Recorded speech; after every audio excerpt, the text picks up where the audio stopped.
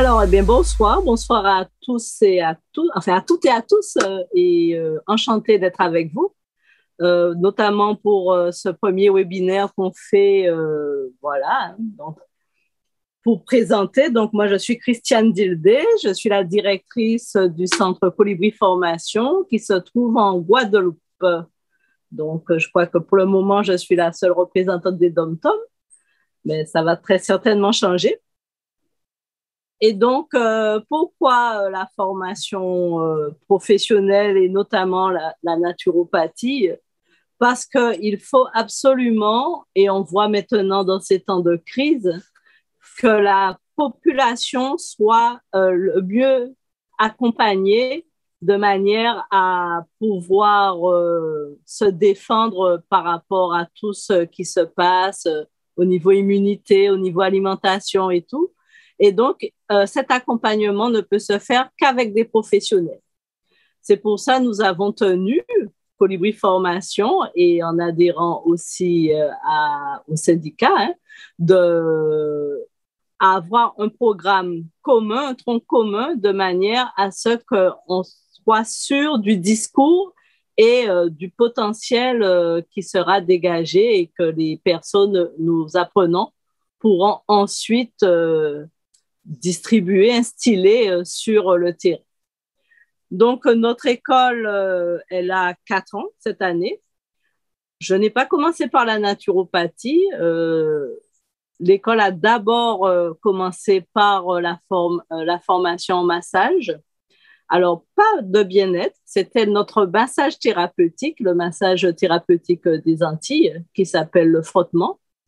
Et c'est un massage qui fait lieu aussi d'ostéopathie et un petit peu de tout, puisque c'était autant séculaire où il n'y avait que le soigneur local qui pouvait soigner les personnes.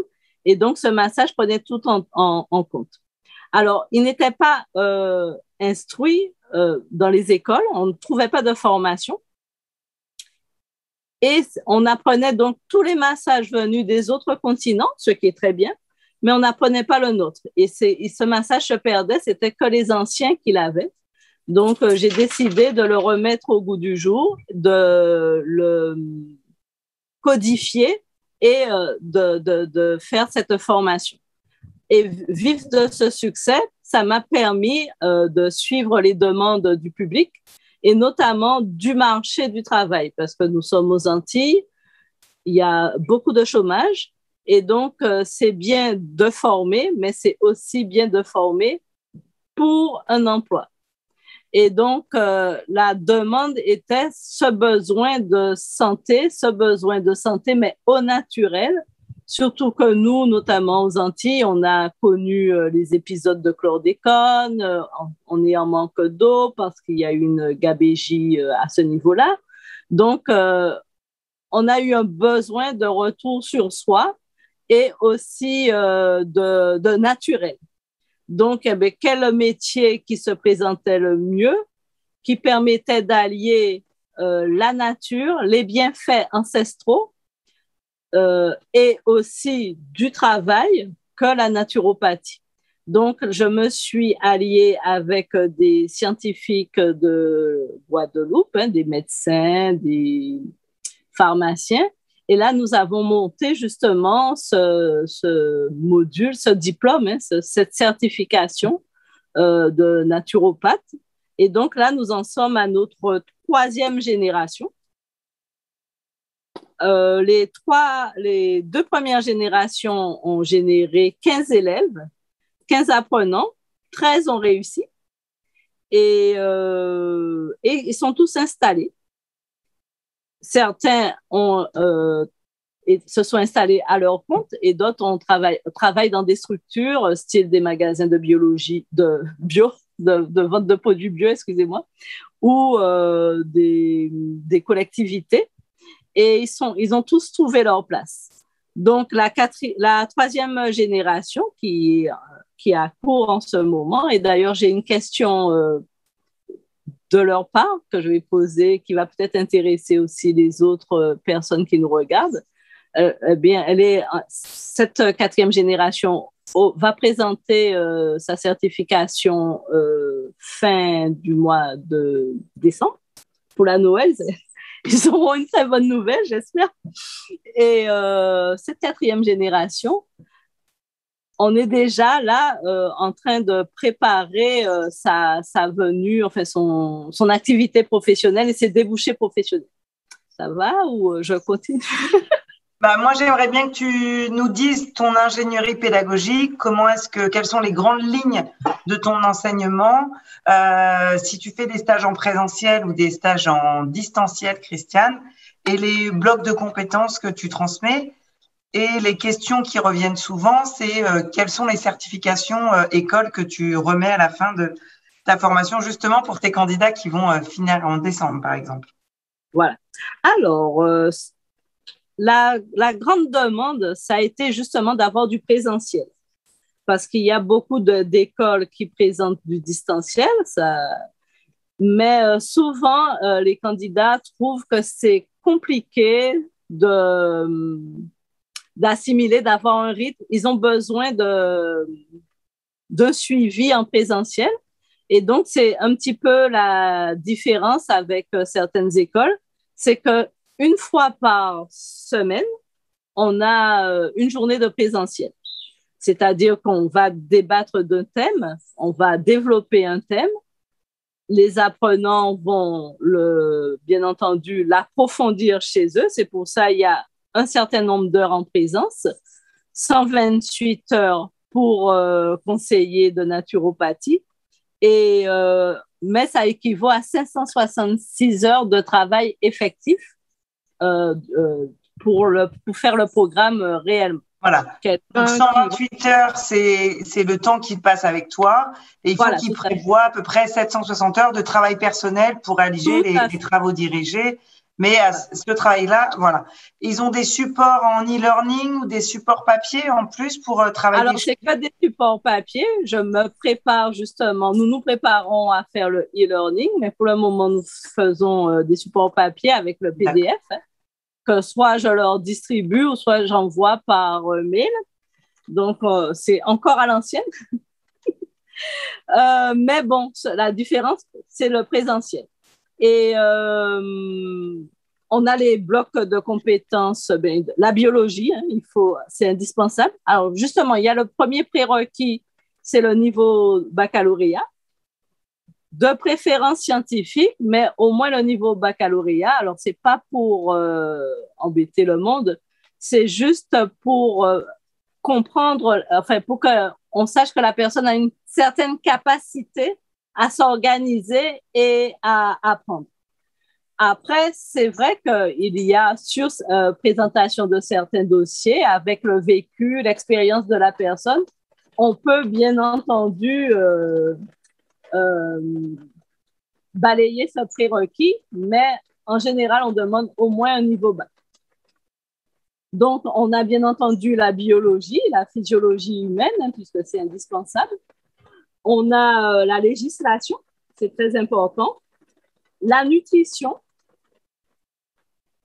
la phytothérapie classique, on va dire, hein, et notre phytothérapie locale, créole. Les fleurs de bac, l'aromathérapie. Alors, il pleut, j'espère que vous entendez toujours. Ça va? Et toutes les techniques. Alors, les techniques, on les aborde parce que là, nous sommes conseillers en naturopathie. Et donc, la personne, le conseiller, sa certification, donc il a une certification de conseiller en naturopathie. Et lui, son rôle, comme indique le titre, c'est de conseiller le client les méthodes qui sont les meilleures pour qu'il puisse retrouver son énergie vitale pour la conserver s'il est en bonne santé. Heureusement, on n'a pas que des personnes malades qui viennent nous voir. Il y a des personnes qui veulent préserver cette énergie vitale. Ou par exemple, là, en ces temps de pandémie où nous, en Guadeloupe, on est confinés, hein, le confinement finit ce week-end, où on a une quatrième vague très forte, eh bien, on a eu beaucoup d'accompagnement, de prévention de manière à, si par malheur le Covid nous touchait, essayer d'arriver quand même à lutter par nos propres moyens. Voilà. Donc, le conseiller, il aura bien entendu des notions de techniques de naturopathie et ces techniques seront approfondies et sera praticien à ce moment-là lorsqu'il va suivre la deuxième phase qui est praticien en naturopathie. D'accord. Et dans les techniques que tu enseignes pour aller vers praticien en naturopathie, quelles sont les techniques en plus du rééquilibrage alimentaire, de la phyto, de l'aroma, comme tu as pu Alors, on expliquer? fait la réflexologie plantaire, essentiellement la réflexologie plantaire, toutes les techniques d'hydrothérapie, et enfin, sauf pas l'hydrothérapie du côlon. Hein, oui, oui, on sait que vous faites bien attention à la législation aux Antilles. Voilà, on n'est pas tout à fait. Voilà. Tout à fait. Mais bon, il faut savoir qu'ici, quand même, on trouve des personnes qui le font. Mais nous, comme on est une école et on suit énormément les textes, d'où ce texte sur la législation. Donc, on présente l'hydrothérapie, les hydrothérapies, donc que ce soit maritime, avec le sauna, enfin, les soins avec l'eau, mais pas les bains de siège et tout, mais pas celle-ci. On a aussi de la relaxation, c'est-à-dire qu'ils apprennent quand même à relaxer et ils apprennent à conseiller entre les différents types de relaxation par rapport au bien-être que ça peut apporter. Quel type de relaxation sera bien pour ce client-là? Et on a un module qui est très recherché où on s'appuie sur l'émotionnel, puisque moi, je suis quelqu'un qui suis très sensible aux émotions. Et donc, bien entendu, notre école a toujours notre essence. Et là, ça fait vraiment partie de notre essence où on s'occupe vraiment de ce qui fait l'homme. Et surtout, nous, avec la dimension antillaise, bon, dans les médias, on nous a tellement tapé dessus, là, avec le coronavirus. On nous a dit qu'on croit aux sorciers, qu'on fait du voodoo. Non, on ne fait pas tout à fait ça. Mais c'est vrai qu'on a des émotions, des choses qui nous sont propres hein, par rapport à notre culture, à notre vécu, et qui font parfois des maladies qu'on appelle... j'oublie le terme. Effectivement, comme tu le précises, on peut déclencher des pathologies quand on a une surcharge émotionnelle. Ouais. C'est bien que tu puisses le préciser parce que lors de l'ouverture, on précisait avec les membres du syndicat qui étaient présents mardi, on précisait qu'on n'avait pas un programme pédagogique imposé. C'est bien que tu puisses le préciser. Effectivement, le centre de formation Colibri, vous avez vos compétences et votre touche en technique plus anti, que ce soit la phytothérapie ou autre. Je l'avais précisé mardi. Et toi, une de tes spécialités, c'est l'accompagnement de la sphère émotionnelle. Donc, ça fait partie, bien entendu, de l'essence de ton parcours pédagogique. Et c'est bien que tu le précises. Les candidats qui ont plus envie d'aller acquérir ce genre de compétences seront peut-être plus à même de les acquérir chez toi que dans un autre centre de formation qui n'aborde pas la sphère émotionnelle. Après, ils ne peuvent faire que ce module-là. Ils peuvent suivre, par exemple, leur apprentissage dans un autre centre. D'accord. Et choisir que ce module-là parce que, voilà, les autres modules des autres centres peut-être leur parlent plus. Et comme je dis, justement, il faut vraiment aller l'endroit où on est à l'aise, où on se sent écouté et qui répond à nos aspirations. Donc, tout ce qu'on présente, on peut aussi prendre comme module, soit pour compléter sa formation, soit juste pour son bien-être et pour ses connaissances. Voilà. C'est bien que tu puisses préciser ça parce qu'effectivement, Colibri Formation fait partie des centres de formation qui proposent les modules à la carte. Donc, ça peut très bien être pour des apprenants dans d'autres écoles du syndicat ou dans d'autres écoles en métropole ou dans les dom-toms et qui souhaitent acquérir un ou deux modules pour aller vers du perfectionnement. Ça, c'est intéressant. On avait une question d'un des spectateurs.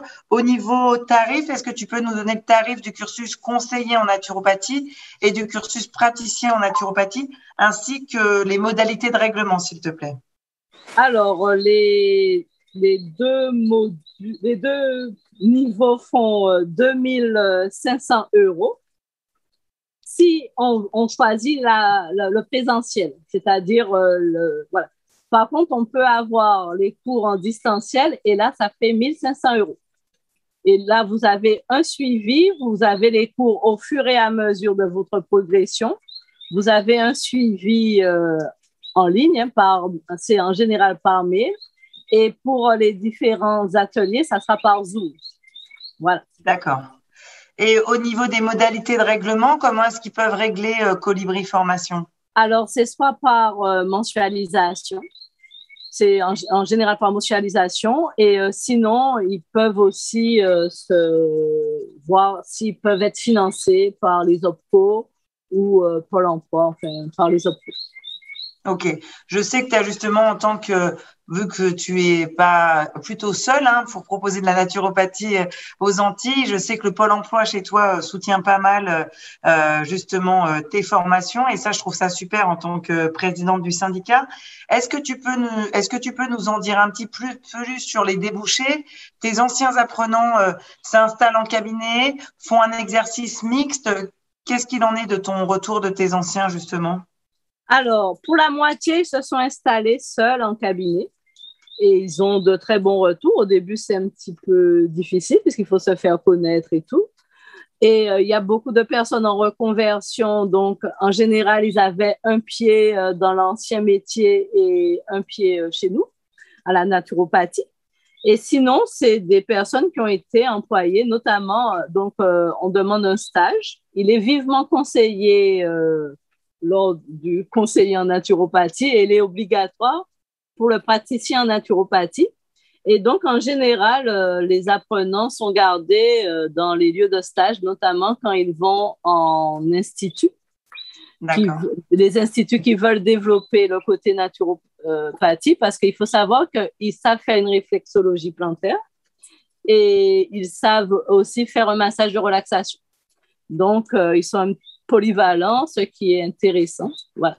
Donc, tu as des débouchés mixtes, profession libérale ou salarié.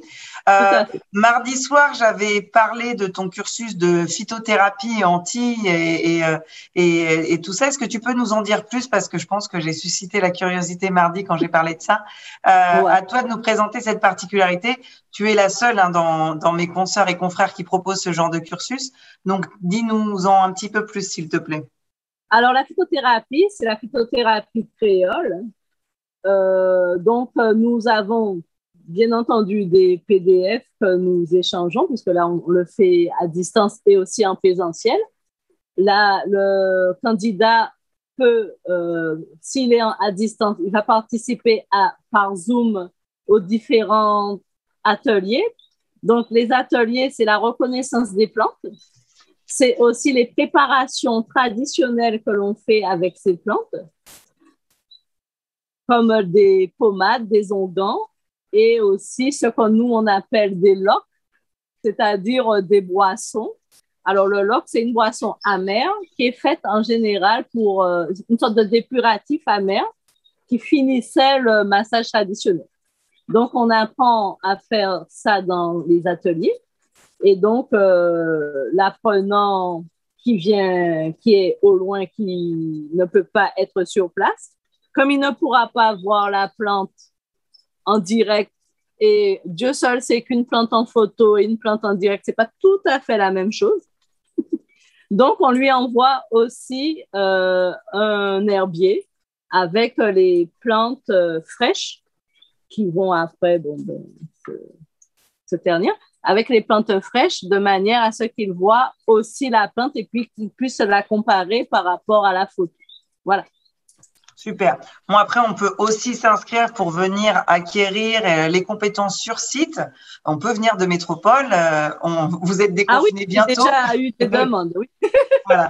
Vous êtes déconfinés bientôt. Donc, nous, on a une partie de l'équipe de bénévoles qui a déjà envisagé ça pour 2022.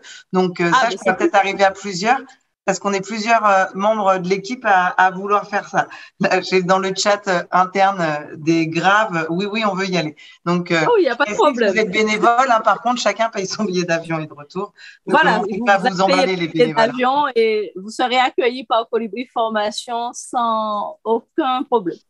Super. Une autre question, Christiane, parce qu'effectivement, c'est une difficulté pour beaucoup de candidats qui exercent dans les dom-toms ou aussi on rencontre cette difficulté à Tahiti. C'est pour les laboratoires qui distribuent sur votre territoire. Je suppose que toi, tu mets en avant les laboratoires de qualité que tes futurs naturaux pourront trouver sur le territoire. Oui, on met en avant les laboratoires de qualité. Alors, nous, le problème des DOM, c'est qu'il y a des monopoles qui datent de très, très longtemps, depuis un petit peu après l'arrivée de Christophe Colomb. On ne va pas les citer, mais ils vont se reconnaître. Et donc, parfois, quand des petits indépendants veulent faire entrer de la qualité, c'est souvent pas possible. Mais là, je suis en train d'organiser toute la partie administrative. C'est vrai que moi, je suis quelqu'un de terrain. Donc, j'ai vraiment développé les formations, tout ce qui est terrain. Là, je suis en train de développer. Voici un scoop pour le congrès. On est en train de développer un deuxième institut d'application de nos formations, que ce soit en naturopathie, que ce soit en massage, en thérapie manuelle, sur la Basse-Terre. C'est-à-dire que la Guadeloupe, on a deux îles, la Grande-Terre, où je suis, le Moule, et la Basse-Terre, où il y a le chef-lieu, qui s'appelle d'ailleurs Basse-Terre aussi.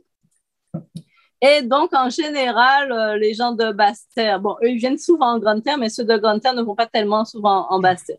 Donc, ils disent qu'ils auraient bien aimé avoir quelque chose chez eux.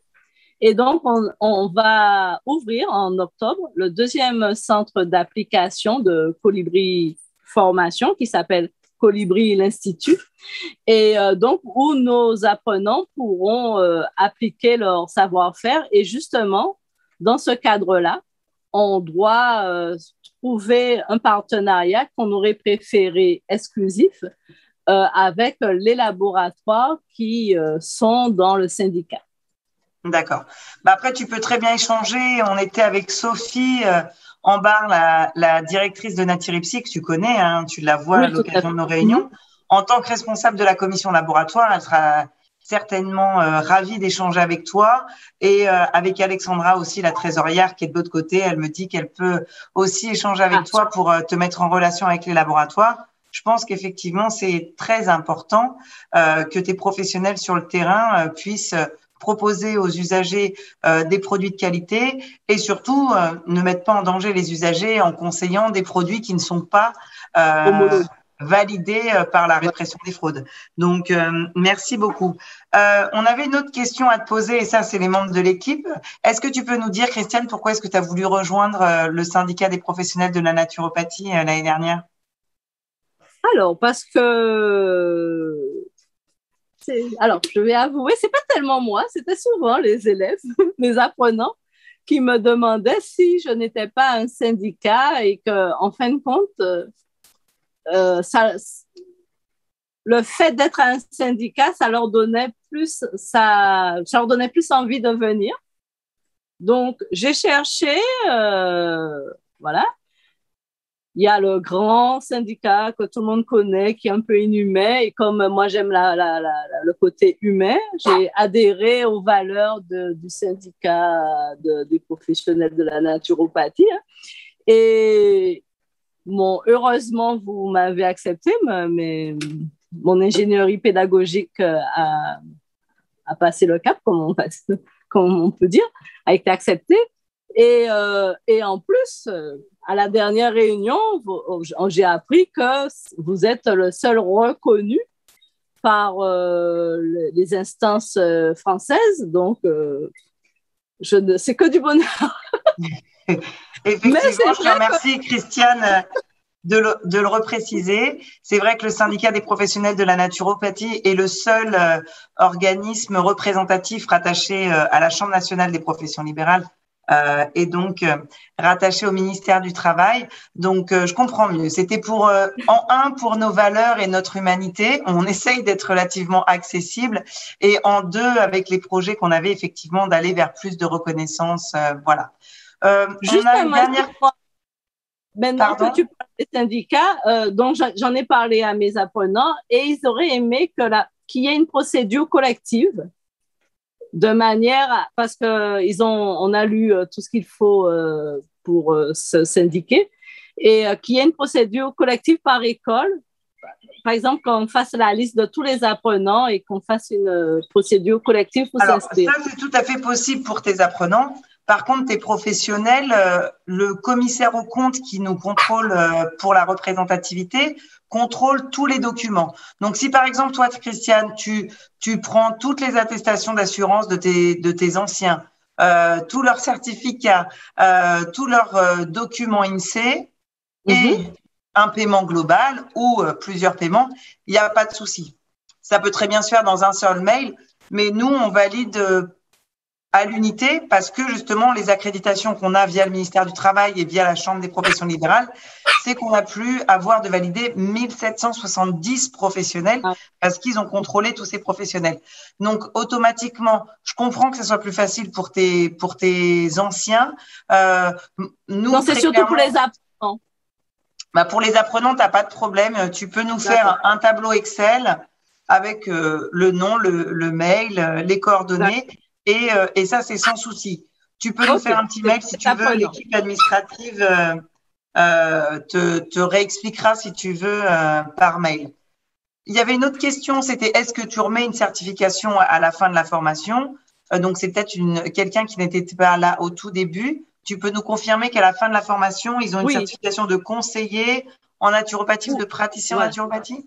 Tout à fait. Ils ont une certification de conseiller ou de praticien en fonction de la certification qu'ils passent, et qui, comme elle est suivie dans une école qui est syndiquée, donc a toute valeur législative.